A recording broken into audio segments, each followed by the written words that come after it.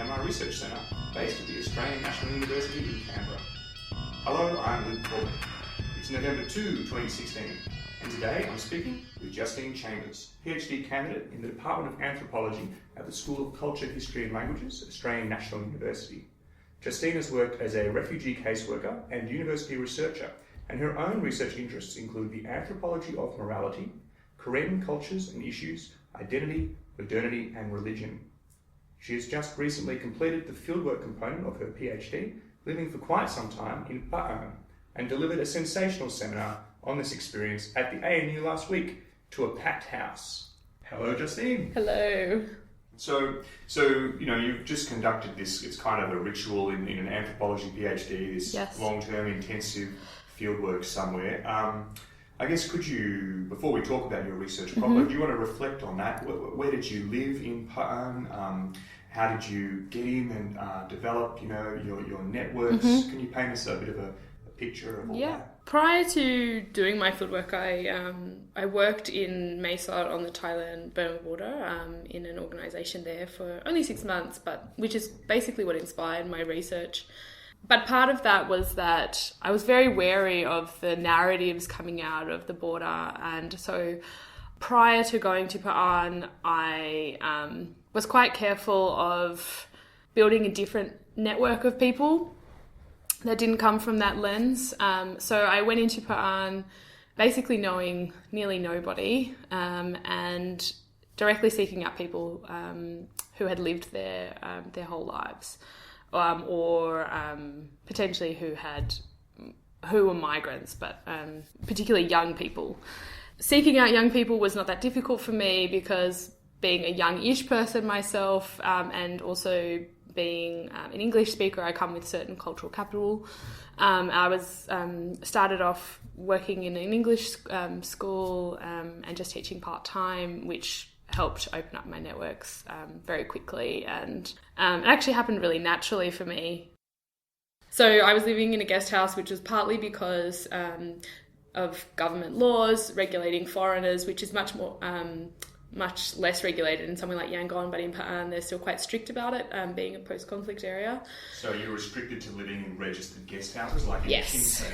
That's how it is. Okay. Yeah, so I think it's changing quite a lot at the moment, and especially there's a lot of INGO people that came into Hpa-An when I was there, and they were starting to live in houses and unregistered guest houses, but I actually preferred living in a guest house because I was with a family, as opposed to living by myself, which I had no interest in doing. Living by myself, I think, probably would have been a bit of a safety concern. And I didn't want to live in a big giant house with an electric fence around. Even though obviously there was foreigners coming in and out, I never really spent much time with those people. I think in terms of language, I really definitely struggled, and I think learning Burmese is really difficult. But also being in a multilingual environment where a lot of people I was spending time with spoke Plo Korean. So that meant I was not only trying to learn Burmese, but also trying to learn Korean. So I found that quite challenging, but found that I could get around quite easily. And I was also lucky because a lot of the networks I was linked in with, the people could speak English. So they were able to help me sometimes with interpreting, particularly with communities where they didn't speak any Burmese.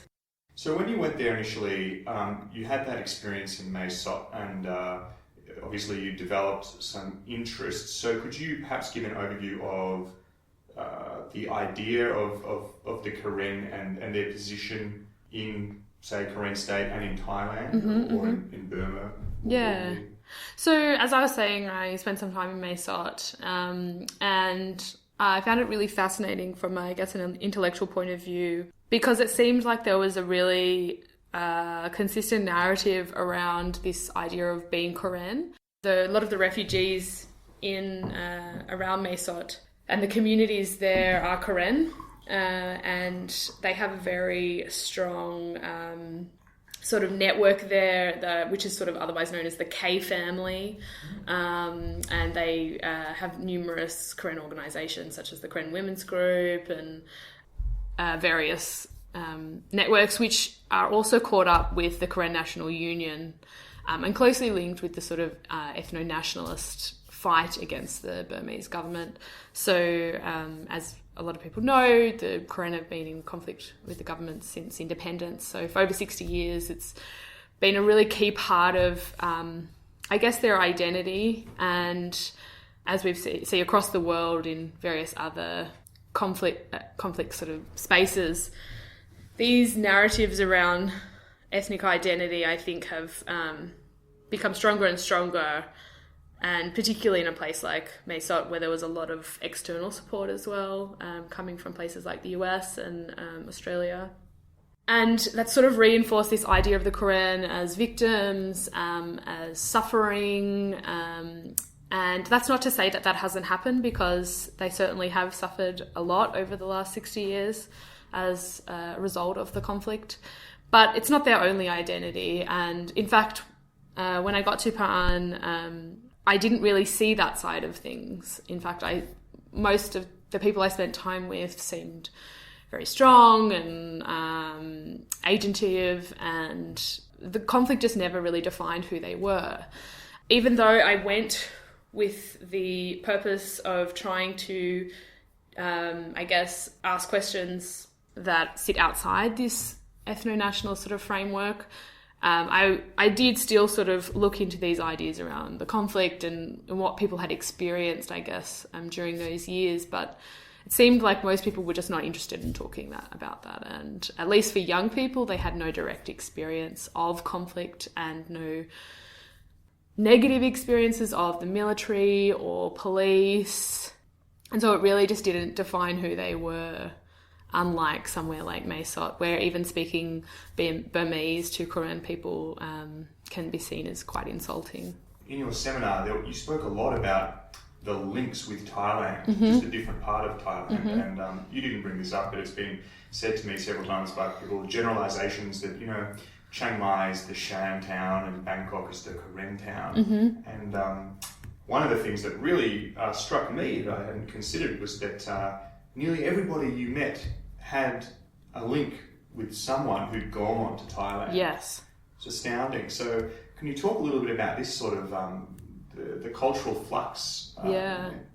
Well, I mean, I think like this sort of speaks to the question of borders in somewhere like Southeast Asia. And, for a long time, there was no such thing as borders. So the links between Thailand and Myanmar, and particularly between Thailand and Karen state and that area, there's never been a sort of fixed border as such. People have been moving across that space for thousands and thousands of years.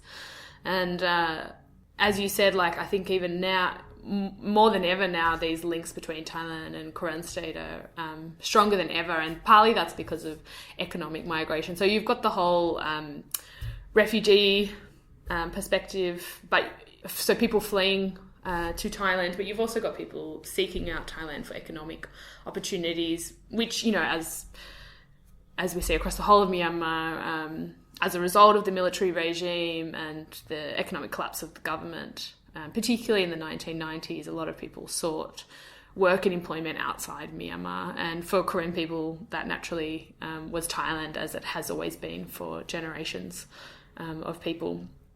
Even in really remote villages, they sort of speak about the fact that there's only elderly and young children because all the youth and sort of more middle-aged people live in Thailand and work there to support the communities back home.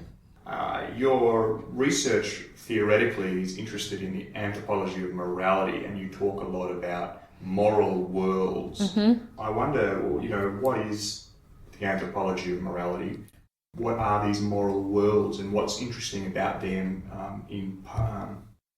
Initially, when I went to Hpa-An to do my research, I was interested more in sort of cosmopolitan theory and looking at the way, through the lens of young people, how they both relate to their own place and people, but also how they relate to the outside world, particularly in a sort of time of transition. Young people are being exposed to lots of new ideas, whether that's from the West or from Thailand or from Korea. But the longer I stayed there, the more I sort of my questions came to revolve around this idea of morality, and also the longer I spent time with my friends' sort of family members and grandparents, I guess what does it mean to be good, not just for young people but for all people, and who's influencing those sort of ideas? I've been reading into the anthropology of moralities, which is, for me, asking all the right questions around what I think is the focus of a lot of people's lives, particularly in a place like Myanmar, where questions of good, I think, come up in everyday conversation. And I don't know if that's partly just because they are also quite a spiritual society, and Buddhism frames a huge part of the way they see the world and live their lives. But I think it also relates to these sort of questions of ethnicity as well, and how ideas around how to be Korean or how to be Myanmar, how they're changing in this particular period of time. And I don't think it's, just because of what's happening now. I think this is these questions are have been relevant for a long time. But I think because we are now able to access people through long-term ethnographic fieldwork, we're actually able to look at these kinds of questions, which I don't think you're able to do through sort of just 1 month or 2 months. When I talk about the anthropology of moralities, what I'm interested in is sort of this question between what Joel Robbins, one of the key theorists in anthropology of moralities, says is between the morality of reproduction and of freedom. So basically the question between structure and agency. And for me, that was how do people actually navigate between these different, what I call moral worlds. And so often I think there's like this distinction made between, culture and then your own agency. But actually, I find there's a number of different moral spaces within people's lives. It's not just one fixed idea. And for example, the chapter I'm writing at the moment, it's on a young woman, and one of the moral worlds is being in Hpa-An, which she lives with teachers. She lives with 2 teachers who are teaching English, and for them, being good is related to ideas around learning English and the importance of education and being successful in that sense. Whereas being good back home for her in the village relates more to ideas of a more traditional sense of morality related to her sort of filial obligations towards her parents and grandparents, and looking after them and making sure that she's also being a good sort of young Buddhist woman, which is, I guess, another sort of moral world. And then also linked to that is being a good Korean person, which sometimes is linked with sort of neo-traditional conceptualizations of what it means to be Korean. So that's wearing Korean clothes and speaking the Korean language and wearing your hair long and preserving, I guess, Korean traditions, whatever particular group think they might be. I mean, I'm not asking you to name people, but do you have any memorable narratives or examples of what you thought was a sort of meaningful attempt by people in Hpa-An to navigate these moral worlds? I guess, like, coming back to like this girl that I've been writing about, she really struggles with whether she should focus on her education or whether she should sort of go to Bangkok and support her family in that sense, because her family has a really large debt, and at this stage her parents are currently working in Bangkok, and they've been working there since she was 8 years old. So she's now getting to this age. There's a big question around whether she should continue her education or whether she should go to Thailand and sort of take over the role that her mother has played so that her mother can come back, as has sort of become the cycle for a lot of families in Korean state in the last 2 decades or so. Okay, well, I can't imagine being faced with that kind of a very big question, a big challenge. Is it mostly... is it coming to her externally? Is she getting a lot of pressure, or is she kind of more sharing this with you from an internal perspective, where she's reading the signs of what people want her to do, and she's sort of is dealing with it that way. No, I mean, it's like very like much a sense of actual pressure coming from her family. So various people also within her community have sort of told her that she's a bad girl because she's, not prioritizing the needs of her family. She's prioritizing the needs of herself. But within sort of Hpa-An, she is also getting pressure from her teachers, who she really looks up to, who sort of are pushing her more towards this seeking education and sort of realising her goals through potentially acquiring English, which holds a lot of social capital for them and for her. And so I think she's got these conflicting sort of nodes of... education is highly valued in amongst Korean people and in Myanmar more broadly, I think.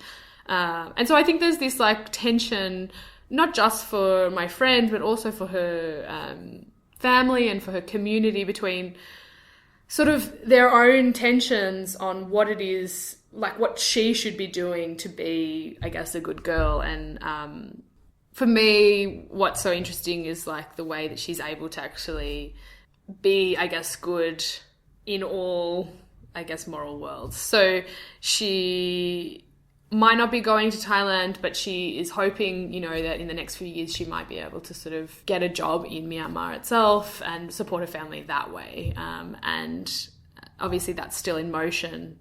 She's hoping that she's going to be able to sort of navigate these conflicting dynamics so that she can both support her own vision of like what she wants to do and what she wants to be, but also able to support her family and make sure that her parents can actually come back from Bangkok and retire.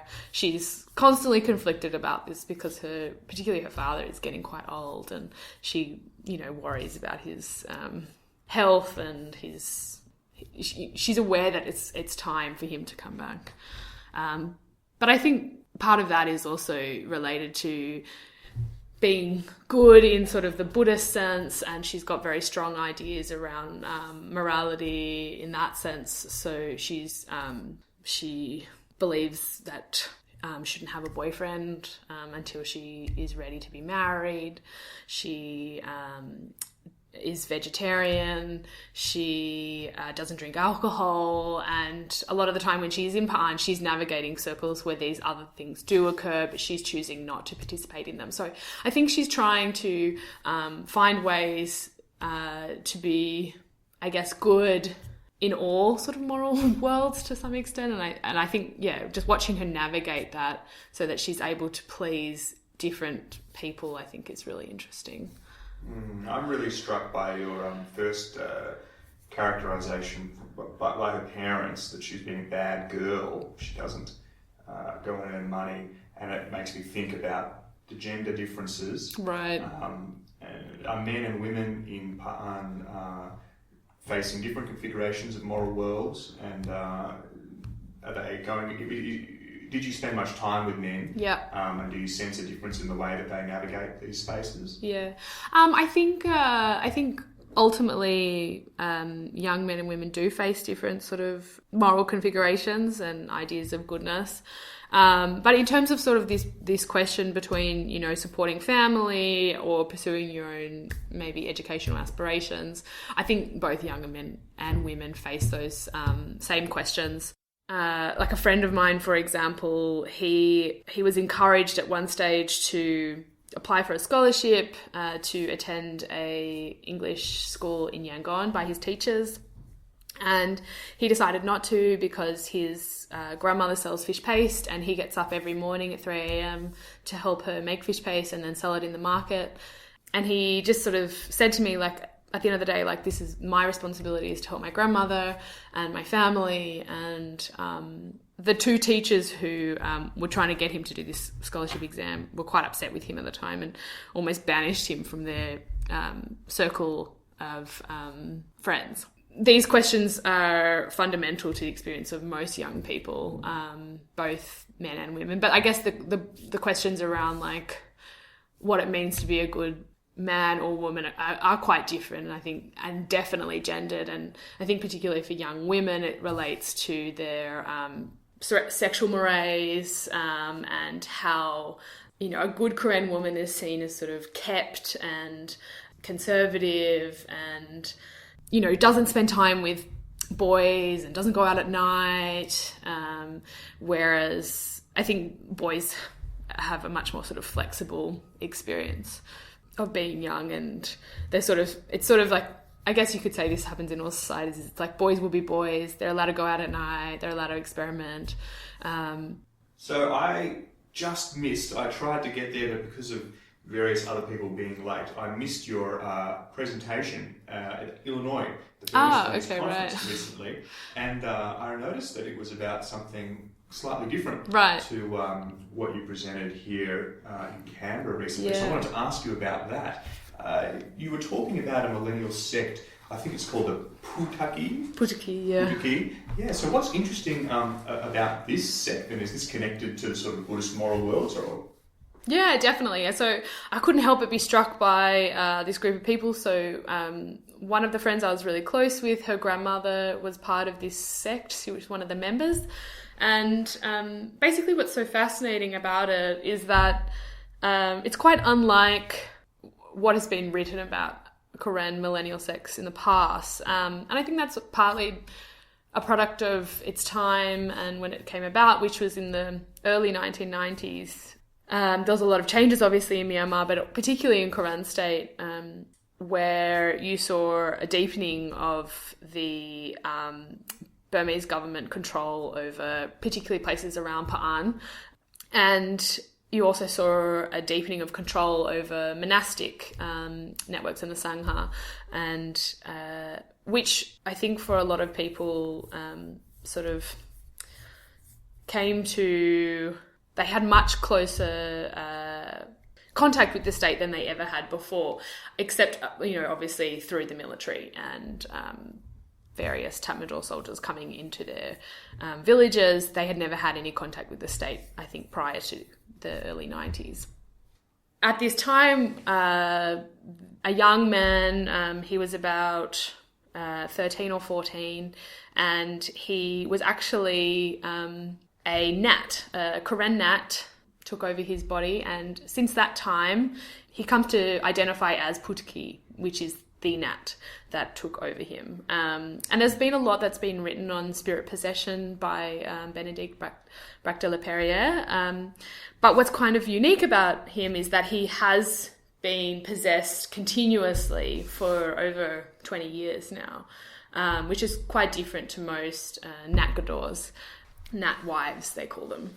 And part of this, which has, I think, changed over time, over the last sort of 20 years since he was possessed, is that he's come closer to seeing himself as the coming Buddha, and people within his community see him as the coming Buddha, and this period of time is a time of preparation. And so he spends a lot of time meditating. He also collects other Nats around Koren state, and so part of that is sourcing their power, but also it's sort of to cleanse Koren state of, I guess, bad spirits. He is currently, he's sort of taming both modernity, but also Nats, and also Buddhism, I guess, to some extent. There's an idea that amongst Korean people that there's a coming Korean king, and he also speaks to those narratives as well. His community, he has very strict ideas around morality. All members have to make an oath to protect the 5 precepts. They also have to wear Korean clothes. They can only speak Korean language. They have to wear their hair in top knots. It's very strict ideas around what it is to be both a Korean person, but also strict ideas around Buddhist morality. So I think he's linking these two traditions together, which has been seen in the past with Korean millennial cults, but his is quite unique. This sort of connection with the spirit world as well. Part of my argument is also, I think, that we need to move away from using these Christian-based terms like millennialism and esoteric, and I think we need to find new terminology. I haven't found that new terminology, but I think we need to kind of think of new ways to think about these groups, which people like Benedict and Julianne Schrober, they're also like asking these questions and looking at, have these groups sort of always been part of Buddhism, which, yeah, you could argue that they have if you look back to even the time of Ari monks during the early days of the Hpa-An period. And for people who live within this space, so Putiki has built a community in quite an isolated place in between Hpa-An and another town called Kokori on the way to Thailand. And so there is a group of probably about 800 to 1,000 people that live within this particular village. So it's only small, but he claims he's got about 5,000 followers across all of Karen State. So there's a large majority live outside of his particular village. And those people that I knew that lived outside his village, that was partly because they wanted to live with their families. But I think, again, talking about this, moving away from sort of the millennial ideas, I think they don't really see themselves as, waiting for him to come, him to become the Buddha, and then, everything will be peaceful and they'll instantly seek end the cycle of suffering. They sort of see themselves contributing to his power and his ability to become the future Buddha. And so part of that is he has created this moral sphere, and they, within that sphere, help to build his inner power. And so I think they see their role as helping him, but not for their own personal sake of waiting for the sort of time for him to come. Because a lot of them also, as I said, they were elderly, and they often say, I'll die before he becomes the Buddha, but maybe in my next life he will become the Buddha.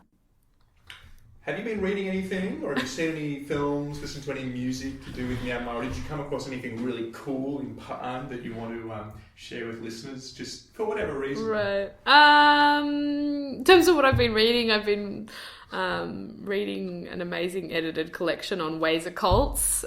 If anyone's interested in sort of the more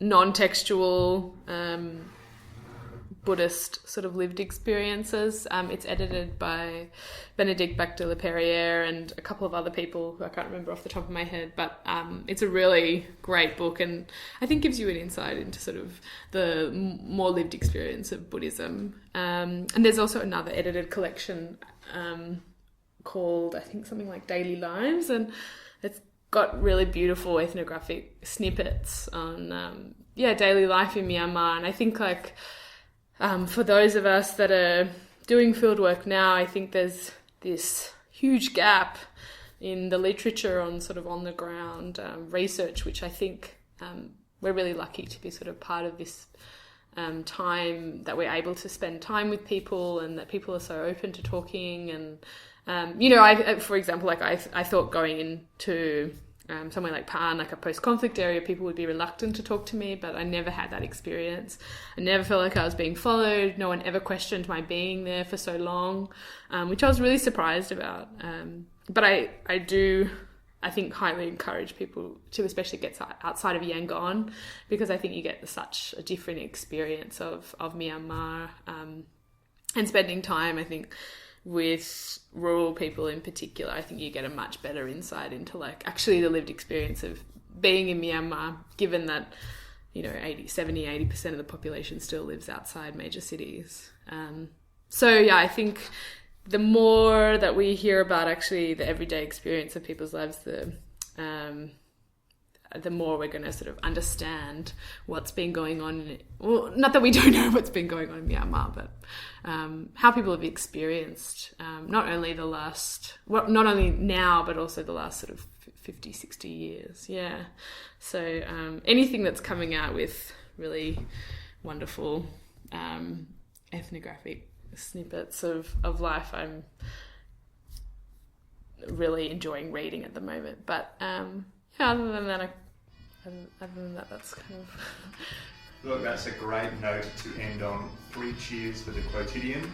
Thank you. Thank you very much for being on the podcast. Thank you. That was great. Thanks. And until next time.